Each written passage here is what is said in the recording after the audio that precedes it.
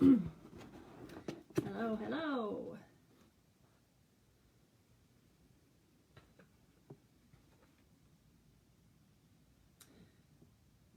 I am a couple of minutes early, but I thought I'd log on and finish my coffee while people get here.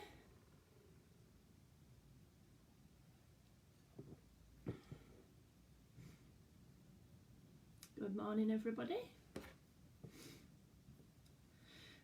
So listen, first couple of minutes, I'm going to finish my coffee and you can say hello to me so that I know people are here, if that's all right, and then we'll get going.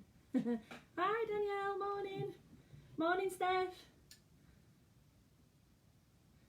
Who else we got? Morning. Well, I was going to say B, but there's two B's. So morning, Bernice. Morning, Bianca. Morning, Toby. Definitely coffee. Not wine, nothing else, just coffee. We'll have a minute, let a few more people get here, and then we'll get going, I think. Morning, Katie. Morning, Gemma. Oh, there's too many of you now. Stop that now. If anybody else talks to me, I might freak out.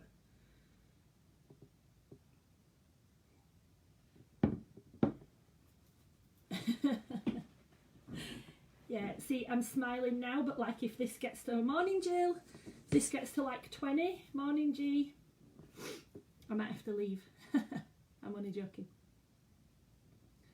Morning Karen. Oh, I'm quite excited, loads of people here. Cool. So, oh, am I quiet? Hang on. Morning Mary. Can you guys hear me all right? Let me get a bit nearer the thing.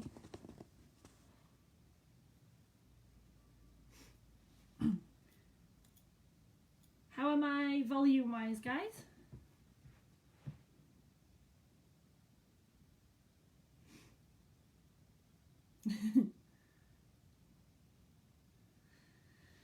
Yeah, I've got the volume up.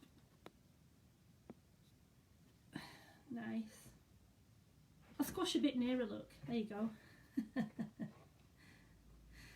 Okay, so I think let's get going. So what I want to talk to you about today, lost dog tracking.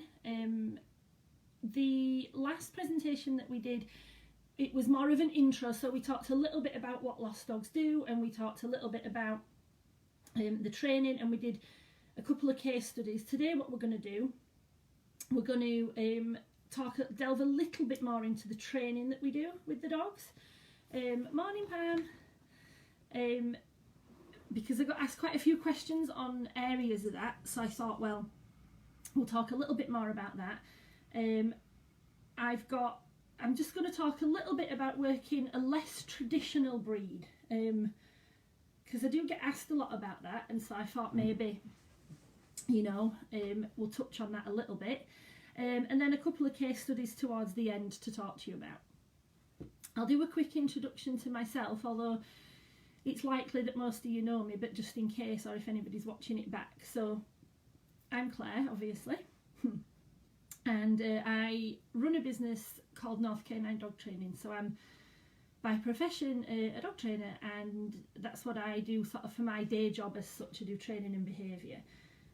But there's a separate arm to my business, which is the lost dog tracking. So I guess I've been a professional dog trainer for around 17 years, and I've always done scent tracking, mostly tracking in one format or another. So for sport and fun and all these kind of things. And then I guess the lost dog tracking over the last 4 years has really been the main focus, and yeah, it's taken off quite big time. We've got 6 operational dogs now in the little team, all different. They're each a different breed. We don't have 2. I'm trying to think now if we've got 2 the same, but we don't. You'd think when there's only 6 I would know that quite easily, but you know. So yeah, we're getting. I've been very fortunate with it myself and my little dog, who I'm going to talk a little bit more about later, Mavis. We've travelled most of the UK tracking dogs, and we have a great time doing it. We love doing it. There's also an element though that it's not always, you know, it's not always the nicest. So there's little bits of that, and one of the case studies today touches on that a little bit, about that other side of this, because it can be quite stressful and quite difficult. So we'll get started into a little bit about the training, I think, first of all, because this interests a lot of people, and we get asked a lot, I want to train my dog to do that, how do I do that? So it's important for me to say, first of all, that the training methods that I use are, I guess, my own really. So they're created from a lot of different experiences that I've had, a lot of different people that I've trained with, I guess a lot of dogs that I've trained. That's the key thing. Biggest thank you goes to them, I guess, because I've trained multiple different breeds in multiple disciplines, so you get a lot of experience and hands-on dogs, and that for me is really important. And then, you know, I've probably morphed it all together, if that's a technical term, into what is now my like search and track program. So the other really key thing is that every dog is different. Every dog is different. So you wouldn't come here, and I'm not going to say to you, in 6 months that'll be an operational dog, or in 3 months. It doesn't work like that. It's your individual dog. So some dogs get it and they're going and they're off quite quick, and other dogs take a little longer, and it doesn't matter, because it's about that dog. So that's what we're doing it for. So they're the different things to take into account. Not every dog that excuse me, not every dog that comes here for tracking training would become an operational dog. Hi Lou, hello. They might come with that intention, but they might not be suitable for doing operational work. Does it mean we don't train them? Of course it doesn't. We train them exactly the same. The dog has no idea. I don't know that my dog, you know, it's about the training, it's about the enjoyment. That's the first reason that we should be doing it. The second, and almost equally important reason, of course, is to help people. But, you know, it's about the dog getting out of it as well. So here we go. Let me look at my notes. We start all our tracking training, and this surprises some people and not other people, I don't know. They all start off in detection. We base it around detection training. I want the dog heavily motivated for articles first and foremost when it comes to tracking. That's what I'm after. I want that the dog is highly motivated to work for the reward, to find the things, because then that's how we build distance and motivation on the track. So we use a method, and I touched on this a little bit before, but I'll just cover it again. The method that we use for tracking is ID scent, memory scent, whatever you want to call it. I call it ID and memory scent, and that is that the dog will track a specific scent it's given, so the dog isn't scent specific. So if you've got a dog who, I don't know, is an explosives detection dog, that dog is scent specific more than likely. Our dogs are not, so they are given a scent in each time they're asked to search, so it would be different more than likely all the time. We teach them to swap as well. I'll come on to that a little bit more in a minute. But initially what the dog would learn is to match the scent that he's given with the scent that's out there, and then finding those articles. It sounds really complex. I think for the dog it's relatively straightforward, if I was honest. It's, when you think about scent, I try to think like this. I'm not really teaching the dog scent, am I? This is the dog's most natural ability. So I'm not really teaching it. I am harnessing it and working it how I want it to be used. But am I teaching the dog scent? I think there's an argument to be had that the dog is probably teaching me more than I'm teaching it most of the time. So we build a lot of drive for the articles. Of course we need massive motivation for reward in lost dog tracking, in any tracking really. And a lot of that comes down to the length of the tracks that we ultimately would do. So I think, I've not got all my notes around me, I think the longest track that I've done with Mavis would be about 6 or 7 kilometres, and that was a track that we did in Wales, which I'll talk to you about later. that's quite a distance. That's quite a distance to be sent in to be working. It was a long way for me to walk, let me tell you. So the dog has to have huge motivation to do that, because also as well, they're not guaranteed to be on the scent all the time. They're not guaranteed it's there at all, are they? When we go on an operational search, so the dog has to be motivated for the reward massively for them to go and do the job. Now again, I personally am not a massive fan of motivating the dog only for food on the track. You tend to see that the dog would be slightly less motivated over a longer period of time. They tend to work better for toy, but we would never exclude a dog to work for food. I feel like we've got Enzo, one of our operational dogs, and he works for food. It doesn't really affect his drive. I would say more than not, I would like him working for a toy. But we have to assess that as we go. For example, Enzo's a little bit hot-headed with the toy, so he can concentrate much better, because what we do, we might have 4 or 5 articles on the track.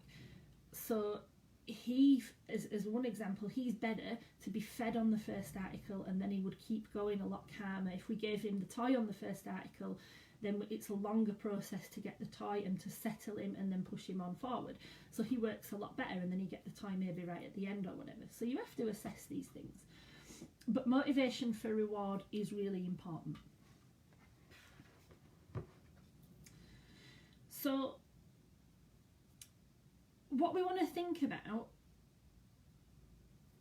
is, I think about tracking like storytelling. So when I go out on a track, my dog is giving me information and telling me a story about what the other dog has done and where it's been and the things it's seen and those kind of things.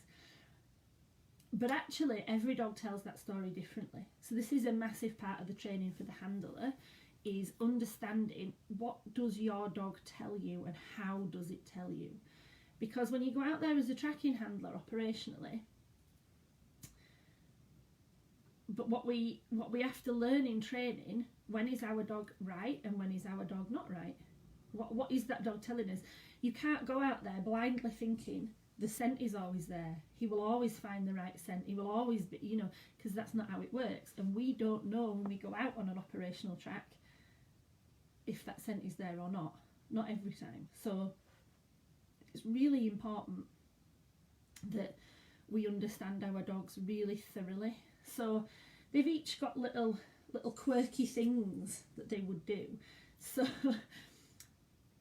we talked a little bit about possession last time, and I'll touch on that a bit more in a minute. But my own dog she's reasonably possessive anyway in everyday life, but we don't really see it.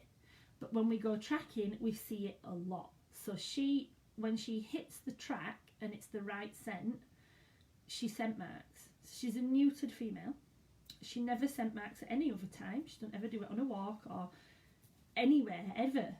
But she scent marks the track the entire way. It's ridiculous. Some of the people watching this would have tracked with us and seen. She also is an excellent dog with other dogs. I can't stress that. She stooges for me in the business. She works with reactive dogs, aggressive dogs, puppies. I trust her 1,000,000% with dogs. She's brilliant. But when she's tracking, she will not entertain another dog. She just will not. She's like, don't come near me. She's so focused. She doesn't want the hassle. She's like, get away from me. And she would also show a lot of possession over the bag, over the search bag. It's my bag, get off it, that kind of thing. Not to be mistaken with aggression. She's in no way aggressive, but she is very clear. These are my things. This is my work. So that's how she tells her story. Some of the other dogs would tell their story differently. I won't go through them all. But what we have to learn in training is what that dog tells us and how it tells us. So if I take my dog out and we might have put out well, not put out as such. It might be a blank track, so the scent that she's looking for isn't out there. So we give her the scent and then we send her and there's nothing to find. It's a very, very different picture to what we get if she's given the scent, hits it and tracks. You have to know these things. We said last time, and I'll touch upon it again, it's a team sport, and it is so important as a handler that you know the dog and you recognise what the dog is telling you. It's crucial, isn't it? Because you've got to feed back information to people who've lost their dog, and you know, if you can't give that information correctly, or you're doubting yourself because you're like, oh, I don't really know, what was the dog telling me? We all doubt ourselves. I've done a lot of tracking, you know, my dog is very, very proven in her job, but I always doubt myself. I think that that's natural, but fortunately my dog don't let me down, so that's a good thing. So when we're training this, we are always going to start off, and we're thinking about emotional connection to scent. So the dog always starts off on a handler scent, and the reason that the dog does that is because that's the best emotional connection, hopefully the best emotional connection that the dog's got. So they're always going to start out searching handler scented items and handler tracks. We actually don't want them doing that for very long. So you want to do that, get the dog going, and then we would swap them onto usually somebody else in the household or somebody that they know well but they don't live with. And then gradually you move them into strange scents, strange people, strange dogs, things like that. We don't fly in there straight away with strange scents because of the emotional attachment. If there's something that we that happens that might upset the dog or offset the dog in training, that's a setback that you wouldn't really want. So later down the line you might find that, but when you're starting off, you have to set the dog up for enjoyment and success, of course. So they learn how to take scent, and that's a very straightforward process. Sniff this, click, piece of food, sniff, click, piece of food, like you would imprint any scent really. They tend to get, lost dog tracking dogs tend to get a bit of a thing about Ziploc bags. So, because we tend to say to people to put the scent item in a Ziploc, and we do it in training. So Ziploc bags at my house, like you couldn't make your lunch and put it in a Ziploc, because Mavis would be like, oh my god, wow, that must be my tracking scent item. So yeah, equipment's very, very important. The dog learns to take the scent then and identify it and track it and identify an article with that scent on multiple articles or whatever. Most dogs get pretty good at that pretty quickly. So then what we want to do is we want to get the dog swapping scent. So it's not, excuse me.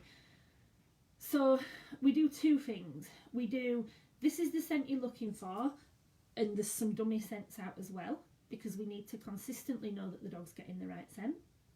The other thing that we do is, sometimes, to check the dog, we would lay a track of 2 people and 2 sets of articles, and then part way up the track I would give the dog the different scent and I'd swap them onto the other scent and things like that. So there's a huge, I can't go into it all today because it's massively complex and time consuming what we do.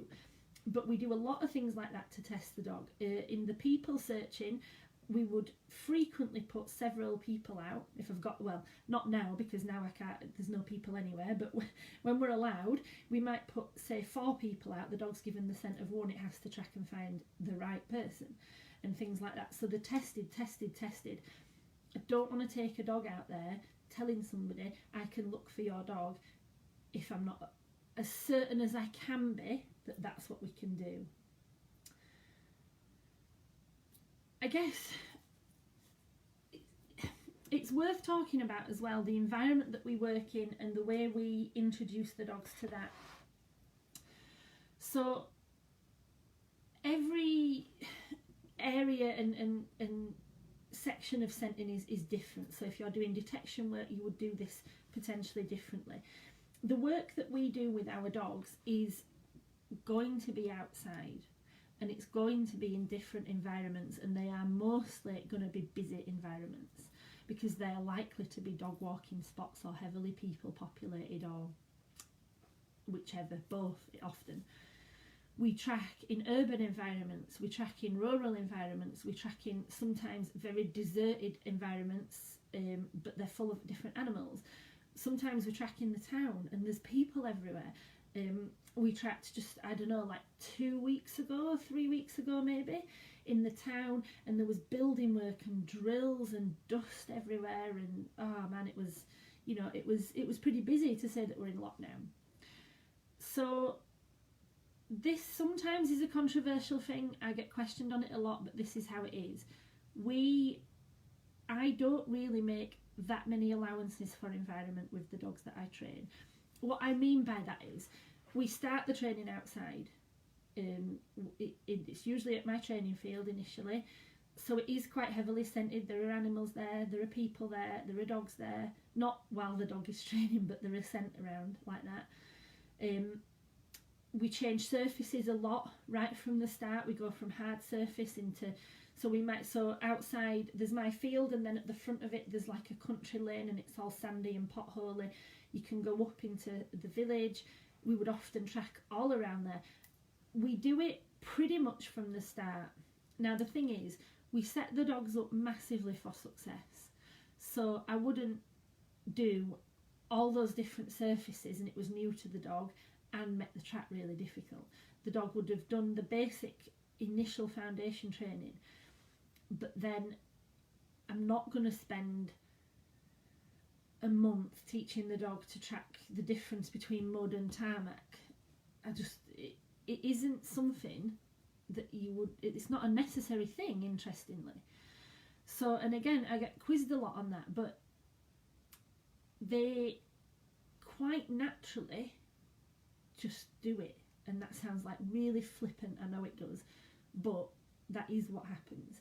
If I came across a dog who was struggling, so if it was a dog who was lacking in confidence and it was struggling as in the feeling of the surfaces and things like that, that's a totally different thing. But if I'm working a confident dog who's happy in tracking, you should find that he'll do the surfaces no problem. We do practice quite a lot like hard surface tracking, because that's where it's likely to be busier, so that's where the track is likely to be a lot more affected. So I would go out into the town quite a lot and do stuff like that, but not because the dog would have a problem with it, with swapping surfaces, just it's a good thing to do in terms of busyness. So leading me on to,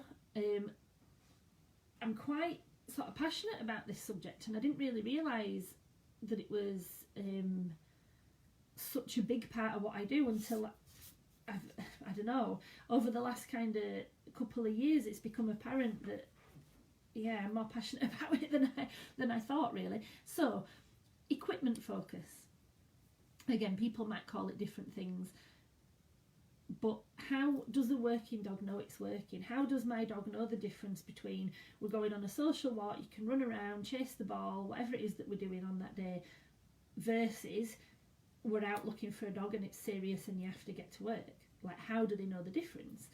And really, we make our tracking dogs actually very heavily equipment focused. So I do walk Maeve in a harness mostly, but for tracking she would have a harness. Well, they all would. They would always track in a long line, really without exception, because we mostly don't know where we are when we set off on the track. We don't know the environment, we don't know the area, we don't know what's happening. And plus, I think I mentioned this before, they would be very fast if they were not on the tracking line. There's no way I could keep up with my dog. If she picked up the scent and was like, it's over there, I'm going to miss what's happening.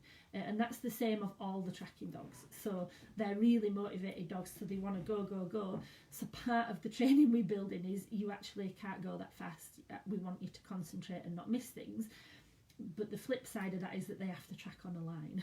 So line handling becomes a thing for the handler. But so the harness, and the tracking line, they're going to be two big signals to the dog, and the dog must wear them every time it goes out tracking from the beginning. It's this harness and it's this line. Now, I get super OCD about it. I don't know if there's the necessity to be quite as OCD as I would be, but I would use, if I was going to go out and for some reason I needed the dog on a long line socially, it wouldn't be the tracking line, it would be a different line. Do you need to do that? I don't know. I need to do it. The dog would go to the track either, usually on a collar and normal lead. So like Maeve just has a little flat collar, goes over her head, she walks on the lead. When we get there, that comes off and she goes on the tracking line on the harness, and the picture of the dog like this changes completely. She's already a different dog.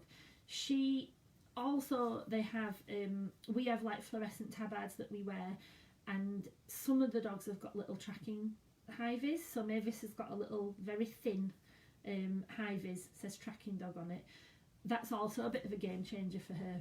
Like, she's really conditioned into that, and when we put that on her, she's like, yeah man, my super cape, I'm going tracking. And the search bag, touched upon the search bag before, but it's a massive thing.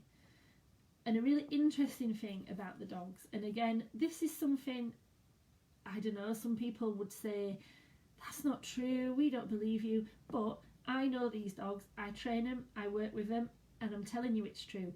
They get really independently minded and strong-minded about what they want. So we're out tracking, and let's say the dog's like, I need a drink. They'll stop, they'll come to you, and some of them just sit in front of you, and then you have to guess, is it a drink? It's something out of the bag though. Maeve goes to the bag and nudges at it, but they all do something different. But they will tell you, I want a drink. Some of them need a little snack. If they've tracked for a long time, they're like, my God, I'm starving, I need a bit of fuel. Sometimes they want a rescent. That's a massively interesting one. I've been through it with almost all the operational dogs. Is it a drink? No, they turn their head away. Is it a snack? No, they turn their head away. Is it the scent? Yes, they stick their head in the Ziploc, they take the scent, boom, we're off before we can zip the bag up. So the bag becomes like a real point of focus for the dog. Worth me saying as well, we almost without exception would be tracking with a buddy. So if Bianca's going tracking with Diesel, I might buddy it, so I'll have the bag. If you're the handler, you don't have to carry the kit. My God, it'd be a nightmare. So equipment focus. I mean, it's something probably that we all do in all disciplines. I do it with my obedience dogs the same. My other dog, she tracks sport tracking, but she would know different equipment, different job. But it's super important for the tracking dogs because it's a mindset thing, isn't it? Probably it's part for us the mindset as well, maybe, I don't know. But when we get there and we get the kit and we get our minds focused, and then that's what we're doing, it's really, really important. So the physical fitness of the handler we spoke a little bit about last time, and I said, look, you know, some of the terrain that we do, even, I'm not saying you need to have Olympic athlete fitness. I definitely don't have that, but you do need enough fitness to be able to do a good few kilometres and keep up with the dog up and down hill and such like that. That's important. The physical fitness of the dog is everything. I wouldn't take a dog that I didn't think was physically capable in terms of fitness. Obviously, if the dog was lame, nobody would take the dog. But what I'm saying is, if the dog in training is looking absolutely done for after 10-15 minutes, just being about because the dog isn't fit, then we've got a fitness problem and we need to go away and get that organised before we take the dog and push it further, because of course you can't be risking injury. When you go tracking, you're tracking a lost dog and that dog's important, but there's never a dog that's more important than your own dog. I really believe that. So when I'm working my dog, I won't put her at risk. I won't do it. So her physical fitness is a big thing. So my little dog, it would have been mid-December, she got a foot injury. I don't know what happened really, something maybe went in her foot and she got a cyst. She was lame, she was sore, she couldn't work, which made her really grumpy, by the way. And that took a decent amount of time to get right. To be honest, we were nearly into February before we could really do a great deal. So she lost an amount of fitness, so she's in a fitness program now. She's probably just about getting there now, into a situation where, you know, she's a lot fitter, so she's nearly there. But yeah, fitness of the dog. So the dog's physical ability is one thing, but the dog's cardio fitness, its actual ability to sniff for a period of time, because it's hard. The dog is closing out all the other scents and only looking for that scent. It's really difficult work. So it's important that we know the dog is capable of doing it. And the recovery after the track. So mostly when you bring a dog in from tracking, it's pretty done for. I mean, they don't look, you know, like they're crawling on the floor, but their nose is tired, their brain is tired, they want to go to bed. And we let them, of course we do. We often use little things like, they would have a little snack, they would often have snacked on the track dependent on how long it is. And they might have, for example, we put sometimes like goat's milk into their water a little bit so that they get really nice and hydrated. And then they have a nice rest. Unless it was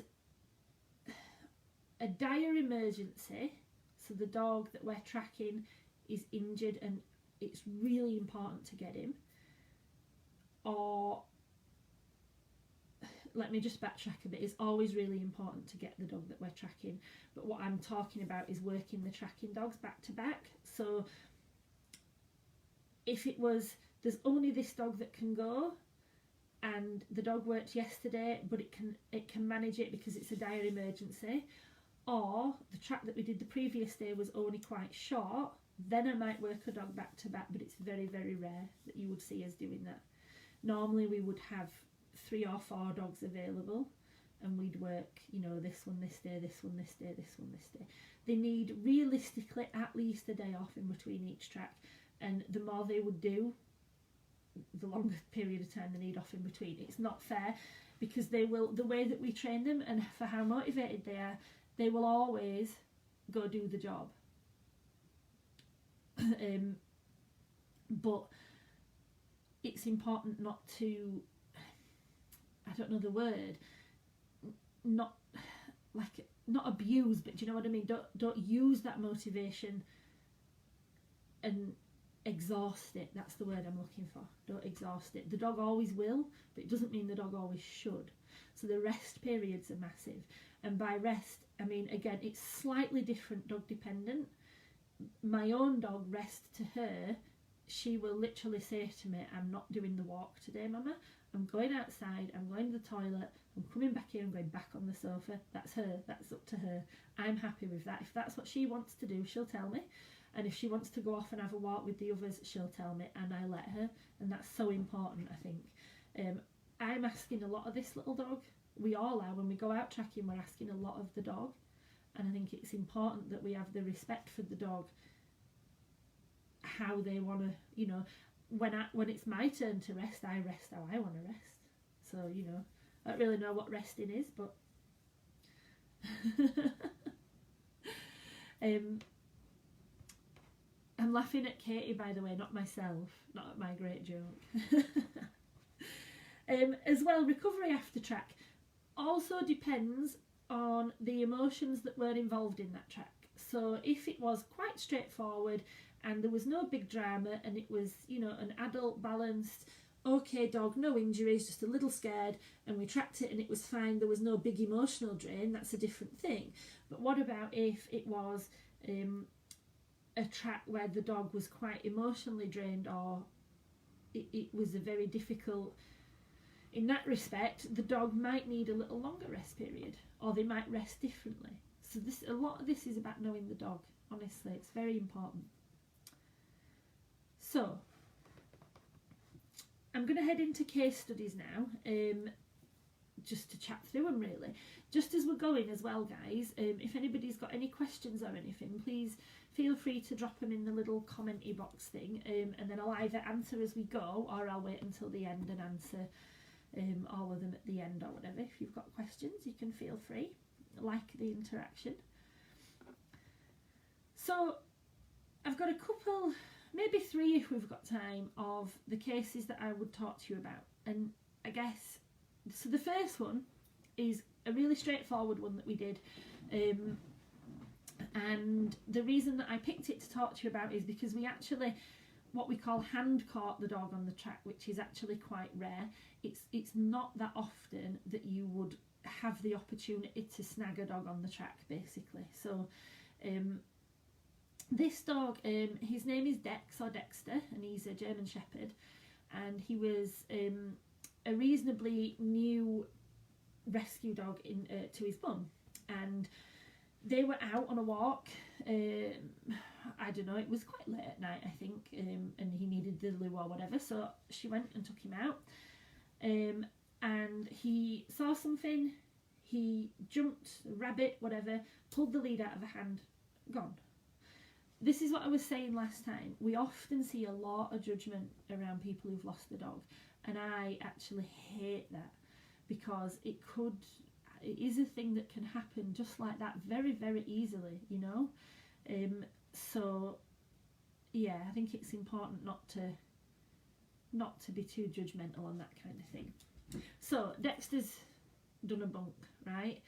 He doesn't massively know the area, he's not lived there very long, so we were quite hot onto this when we got there the next morning. So it was myself with Mavis, and one of our handlers, Lisa, with her shepherd Clint. So it was interesting for a couple of reasons. We got really good tracking, so off we went, tracking. I believe Clint went first. So where the dog lives, you can go through a quarry and then down a road and then into a park, quite a biggish local park that a lot of people would know. It's a big dog walking area. Bearing in mind this dog's got a harness and lead on attached to him still, so you're half thinking when you set off, well, maybe he's stuck, or maybe somebody's managed to pick him up, and maybe he's in the vets. We're checking all that. No, he's not. Nobody knows where he is. Nobody's seen him even, which is even stranger. Large breed dog with all its kit on, running about. You would have expected somebody to see him, but they didn't. So we got really good tracking, and then what happened is we was coming out of the park with Clint, and then he took a massive scent and he was off, boom, up the hill. We were like, oh, cool. So we're like going up the hill, and then the dog, Clint, flies into like a house, into a garden, and he goes up the stairs and just sits at the door. Dog's in there, God, you know, like an actual indication. We try to move him. So here's the thing: we make our dogs very insistent on articles, and you want to try to move them off one of them. It's not a doable thing. If I pull my dog, she just pulls more into the thing. No, don't move me, don't help me. So that's the situation we end up with. A very large dog refusing to move out of somebody's front garden because he's like, this is where I think the dog is. We did move him eventually, and he literally just went to the car that was parked outside the house. We was like, oh, this is not great. So I'm trying to knock on the door and trying to work out what's going on, and there was nobody in, blah blah blah. So we log all this and we're setting off back, and we're thinking, well, you know, this is a difficult call. What we're hoping is that this person in this house and car has picked the dog up and driven him to a vet. That's the most likely explanation. So we're on our way back, and we've stopped Clint at this point in time, because so what you do at the end of the track, we tend to throw an article out, let the dog find it, give the dog the reward, finished, put them back on their everyday equipment, their collar and lead. So we're walking up the road, and we've finished the dog, remember? He's not tracking anymore, according to us, and there's a big gap. So from the house, there's probably, I don't know, we're like a quarter mile up the road, and he's just been pottering along, and then suddenly he's like, oh, I've got it again. Off we go, he's tracking again. I'm like, oh, that's exciting. So we stuck with it. We swapped dogs, got Mavis, and we carried Mavis on from where Clint left off. So at this point, we're not really sure now what's going on. I think the dog's been maybe in that person's garden, he's wandered in, they've grabbed his lead, put him in the car, taken him to the vet. But now the tracking dogs are like, now we've got a super hot scent and we're off and we're tracking. I'm like, my God. So my little dog, who is, I have to admit, slightly princessy in everyday life. She is a lurcher when all is said and done. And she's not a fan of the mud and the water and all these things. We're now tracking in a quarry. Yeah, in a quarry. It's like Mudville. I'm up to my knees in the mud. The dog is, God, everything. She keeps stopping and looking at her feet like, ugh. But she's doing it anyway because she's a good girl. So, excuse me. Hi, Kelly. So we're tracking along in the mud and the rain, and I'm starting to think, I don't know about this, because you do that, you doubt, you start to doubt. Next thing, Maeve dives in a bush. So there's like little trees, there's a big bag, thinking, what on earth? And so I let her, and when I look, who do you think is sat in the bush? Blaming Dexter. He's like, hiya, I'm just in this tree. So I'm like, oh my God, don't spook the dog. What happened is, it was really nice actually. So Dexter is really great with dogs. He was not at that time confident with people. I think he had a bit of a hard time before he came to live with his mum. So Maeve, she's like, oh hi, I've been looking for you. And she play bows at him, right? I'm like, oh, what is happening? And then she like comes to me because she wants the reward, but she inadvertently brings Dexter with her because he's like, oh, I like this dog, and he comes with her. So then she like doing a bit of a playbow and everything, and in the middle of all of this, she gets him so near to me that I can just very discreetly grab him and then put the lead on, and we've got him.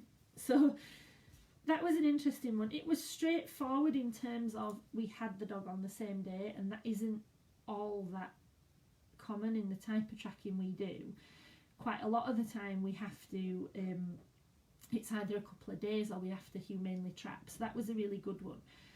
In terms of the value of the tracking dog, in that it was just fantastic, because if we'd, for Clint retaking that, recognising that scent still after that gap in the middle was a brilliant thing to see. Had he not done that, we potentially would not have probably got Maeve out. I don't know if we would, thinking back on it, because to us we were like, right, we'll put the dog away and then we'll go and search around in the vets and things like that. So that was really good. And Maeve's, I don't know, it's just Mavis, it's just how she is, but her sort of ability around dogs really sort of shone through in that moment. It was quite funny because she almost treated him like an article, right? And as soon as we had him, she was like, ball. She's like, give me the ball, and we rewarded her, and then we got Dexter home. So that was quite a nice one. Now, I'm going to talk to you about another dog, and this was a different type of case, and I wanted to talk to you about it because it shows a different side to the lost dog tracking. Lost dog tracking is a brilliant thing to do, but it isn't always an easy job. It can be stressful, it can be incredibly emotional, and yeah, stressful again. I'm going to say that twice because that's how it can be. Before I start the story, the dog was fine, because there'll be bits in this story where people are like, oh, is the dog alright? Yes, the dog ultimately was okay. So, the dog is a little Bedlington, and she was mostly blind and mostly deaf, and had gone missing on a walk. And she was, how old would she be?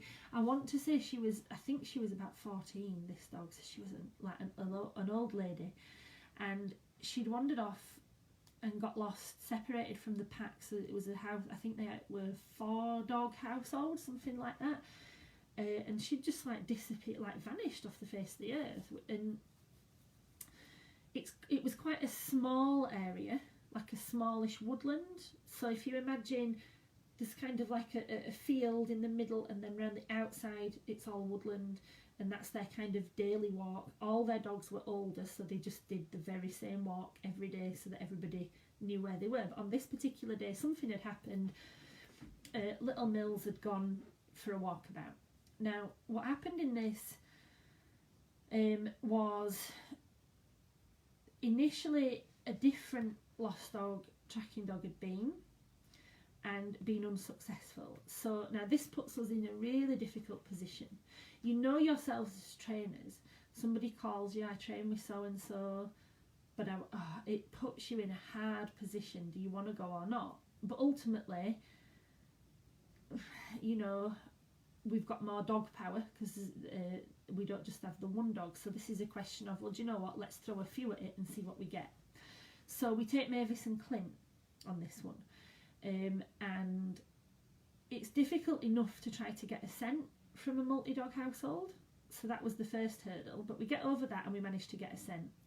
So we set off, and Clint's tracking and he's tracking and he's tracking, and then he stops because he wants something out the bag and he wants a drink or whatever. So we stop in, and to be honest, I'm thinking to myself, like, this dog just can't be that far away. She doesn't have the physical capability of a young dog to run and all of these things. So I'm thinking she just can't be that far, but we'd not come across her. We'd been tracking about half an hour, and I'm thinking this is all a bit strange. So we're literally giving it honestly, I should film more. I'm going to start wearing body cam. So Lisa, Clint's mum's here, I'm here, the dog's there. We're giving him a drink and a snack, and he just stops because there's wind, right, comes through, and he stops and he puts his head up. I've got her. Bump, he's gone. It's like, stuff the bag and everything else. Like, I can smell her, we're going, and he's off, and we're all off with him, obviously. So we're on our way to wherever Clint's going, and this makes me have goosebumps. We get almost to where ultimately we find the dog, and we just hear, ruff, just once, this tiny little noise, tiny little noise, and I'm like, we've got her, we're on her. So Clint comes over the top of what turned out to be a ditch, quite a big ditch, and she was in the bottom of the ditch. So this is the bit where it becomes incredibly stressful and difficult, right? So there's two people, there's one tracking dog. We are in the middle of nowhere. So the first thing you reach for is your phone. There's not a thing. It's not a thing there. There's no signal. You're not phoning anybody. You're like, oh, that's not good. You're a couple of kilometres from your van, because where you park and where you walk to start the track is a distance. You're like, shit, this is not great. So I run in the ditch. The dog is really poorly. The dog is hypothermic. She's barely got a pulse. Don't know how long she's been laid there. She's not in a good way. So she's under some brambles, so she must have fallen in and got stuck under the brambles and don't have the strength to get out. So I take off clothing, I wrap her up and get her here like this, and I'm like, we're just going to have to run on the road and stop a car, and the car's just going to have to take us to the vets. I've got to get the dog to the vets. It's massively urgent, because I'm thinking, you know, we've got a maximum of about 10 minutes in this dog, if that. So I've got her all wrapped up. So you've got to bear in mind now, oh man, so there's me and there's Lisa and there's Clint. Clint is very emotional and he wants to see the dog. And we can't let him because we didn't want to scare her, but he's desperate. Is she all right? Is she all right? Let me look at her, let me look at her. So Lisa's trying to deal with him. I've got the dog all wrapped up, but you can't see she's a dog, so I look a bit potentially like I'm carrying a baby. I've got her like this, all wrapped up. I run in the road. It's a tiny country road. I run across a load of plough. I can't breathe because I don't go to the gym enough. I'm like, stop, stop, stop, to the first car that comes along. And the first car that comes along swears at me and leaves me in the middle of the road. It's like, my God, there might not be another car for an hour. What am I going to do? Still no phone signal. It's a nightmare. Then, saviour, man driving along, pulls up, and he's in, I don't know why I always remember this so vividly. He's in a brand spanking new MX-5 convertible. Great car, right? And he's like, he stops, and I say to him, I can't talk to you, drive me to a vet. I'll explain on the way. And he's like, what? I'm like, just drive. And so I jump in and I put the dog in the footwell and I turn all the heat on in this car and I'm like blasting it. And I'm talking to her and I'm like, just get me to a vet. And he's driving and I'm trying to explain to him. God knows what he must have thought, this poor man. I basically abducted him, didn't I? Made him drive me to the vet. He must think like, who is this lunatic? I was like some sort of, but that's how urgent it was. And that's, you know, what happened is, it was unreal actually. On the way to the vets, fortunately it's about a 5-minute drive. Everything was really a close call. There was a bit of fate involved, I think, for her that day. I've got all the heat and all the blankets, and she starts to come around a bit in the car. I'm like, wow. So we get to the vet. I've run in. At this point, we've also managed to contact the owners. Lisa's done that. But to leave Lisa and Clint on the side of the road because 2 people, a real ill dog and a giant German Shepherd, don't all fit in an MX-5. So I've just abandoned my colleague and, you know, off we've gone. So we get to the vet and her owners are there and I run in and there she is. And the vet looks at her and he gives her a quick check and he says, look, you know, have 5 minutes of her. And then unfortunately, you know, it's a worst case scenario. It was devastating. But when the owners walked in, Millie tried to like stand up and she was like, and she was like really feisty. So her owners said, look, can we give her an hour on a drip? Can we click, please? And the vet was like, yeah, fine. 2 hours later, when I go to see her, she's up in the kennel, she's all been cleaned, she's on the drip, she's like, I'm rocking it, I'm fine. I want to get out of here. I don't want to stay here. She wants to get out. She's really annoyed because she has to stay in the cage. And yeah, she stays in the vet for 2 days and then she comes home and she's still fine. She's still pootling about the place. I don't know. There was something in that day that was, there was a bit of luck. There had to be, and a bit of fate, I think. It was really tough. And the thing with that was that in the moment, I think you just act, don't you, in the moment? You just do what you've got to do. I mean, God, I would never... Afterwards, when I thought about it, I was like, my God. Oh, sorry, Pam, if I'm making you cry with my dramatic storytelling. That's not a thing that you would think you were ever going to do on just a standard, whatever it was, Wednesday morning or whatever, is it? You know, and certainly flagging people down in the street and that kind of thing is just not on your agenda when you set off. But the bottom line is, in that moment, what do you do? I don't know. I just did what I thought was the right thing to do. If we didn't get her to the vet, she 100% would not have made it. So, you know, but yeah, I mean, she's absolutely fantastic. They frequently send us like pictures and updates of her bimbling about the place, and she's super happy now and fine. But and she, when all was said and done, she was out there for 5 days before. So we found her on day 5, and when you think about that, unbelievable, really. Yeah, it does make you think. But yeah, she was a cool little dog.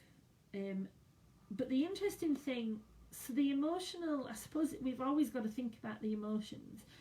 The emotional effect on the dog was not, he's quite a robust dog. I actually think that if that had been Maeve, she'd have been very, very, it's Truby. I think Mavis would have potentially been very affected by that. I do. I think if she'd have been the tracking dog on that day, I think it would have offset her quite a lot.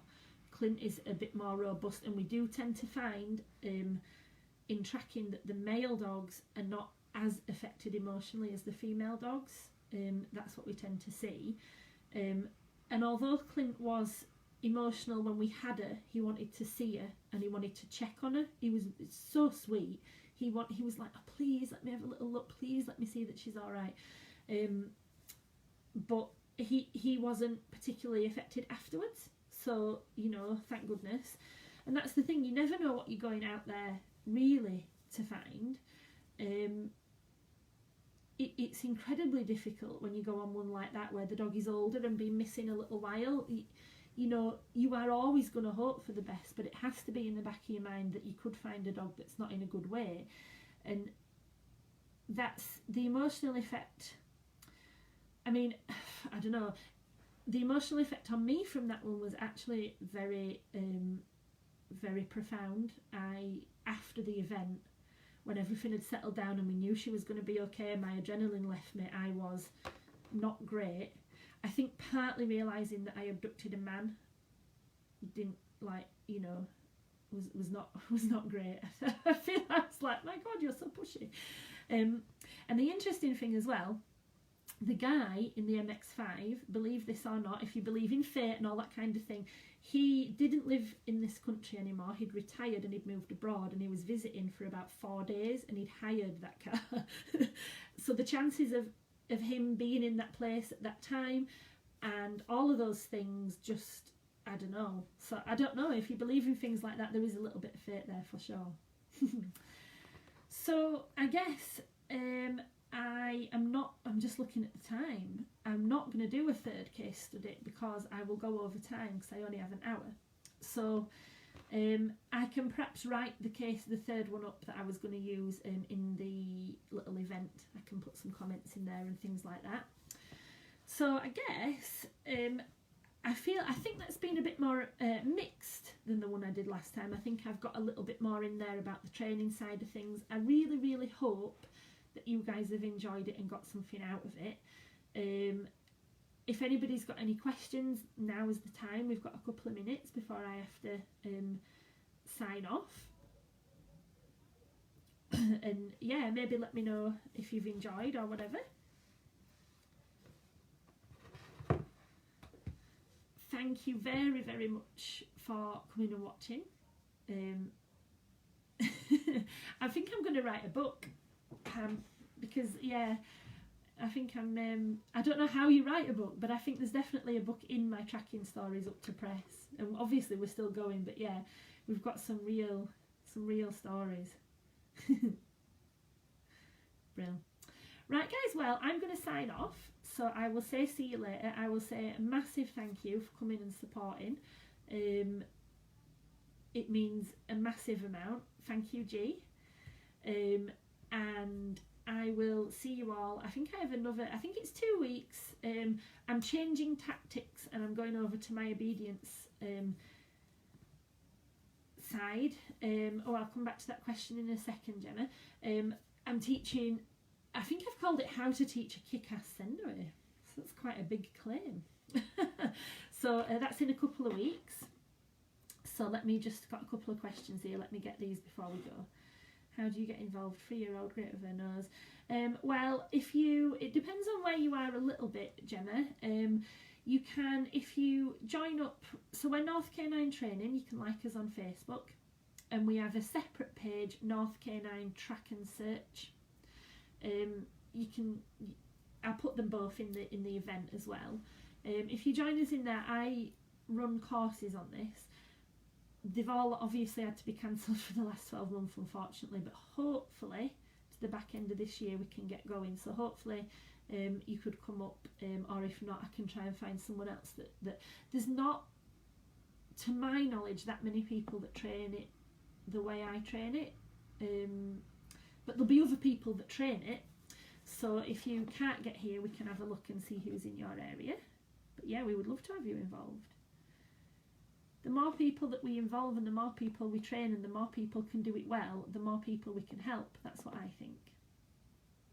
A book. Yeah, honestly, people say this to me all the time, like about writing a book, and I often think that I should. I'm reasonably amusing when I tell my stories, so you know.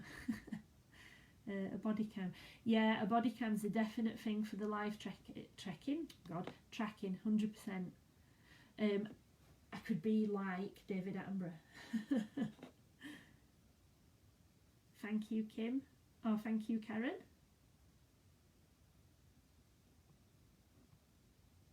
Oh, Warrington, Gemma.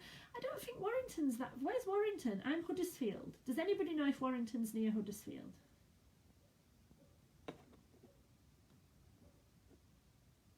Oh, thank you, everybody. Feeling the love. Right, guys, I'm going to sign off because that is my time up. And right on cue, I can hear Havoc, my Malinois. He's like, lady, it's been an hour. It's time to go do some more stuff. That's him. So I will see you all later, guys. Thank you so much.